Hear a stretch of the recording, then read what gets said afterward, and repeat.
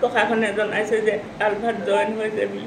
চাহ মই পৰেশ বৰা ডাঙৰীয়া চাউলে মই অনুৰোধ জনাইছোঁ, মোৰ নাতিটো যদি সেয়ালৈ গৈছে ভালে ভালে উভতাইছে যেন মই নাতিটোৰ কাৰণে একদম হেৰি হৈ আছোঁ।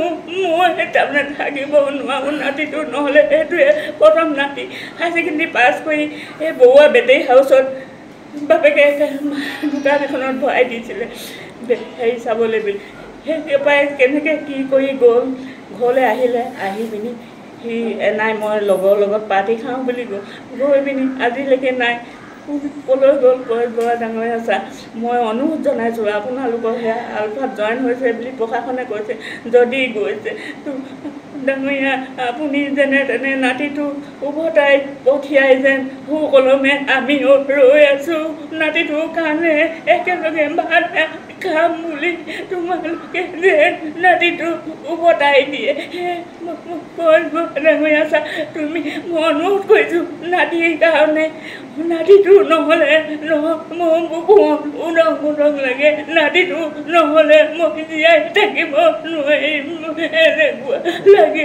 পৰেশ বৰা ছাৰ যদি গৈছে আপুনি সকলোৱে নাতিটো ঘূৰাই দিয়ে যে। সি 27 জুনৰ পৰা ডিউটি হৈ আছে। কালি আমি চুকাফা যিখন কলেজৰ পৰা সি হাই ছেকেণ্ডেৰী পাছ কৰি গৈছিল, সেইখন কলেজত যোগেন মোহন ছাৰ আহিছিল, তেওঁক লগ কৰিছিলোঁ। তেওঁ SP ছাৰলৈ আমাৰ সন্মুখতে কথা পাতিছিল। তেওঁ SP ছাৰে জনাইছিলে যে বোলে সি আলফা সংগঠনত এই ইনফৰ্মেলি মানে যোগ হৈছে বুলি কৈছে। তাৰপিছত আমাৰ OC ছাৰেও জনাইছিলে যে শিমলুগুৰি প্ৰশাসনেও জনাইছিলে যে সি আলফা সংগঠনত জইন কৰিছে বুলি।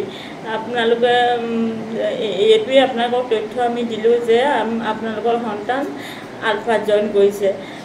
মই এতিয়া মাক হিচাপে পৰেশ বৰা ডাঙৰীয়ালৈ কাতৰ অনুৰোধ কৰিছোঁ, মোৰ সন্তানটি যেন উভতাই পঠিয়াই, যদি সংগঠনলৈ গৈছে আপোনাৰ সংগঠনত যোগ দিছে, মোৰ ল'ৰাটো উভতাই পঠিয়াই। তাৰ অবিহনে আমি নিথৰুৱা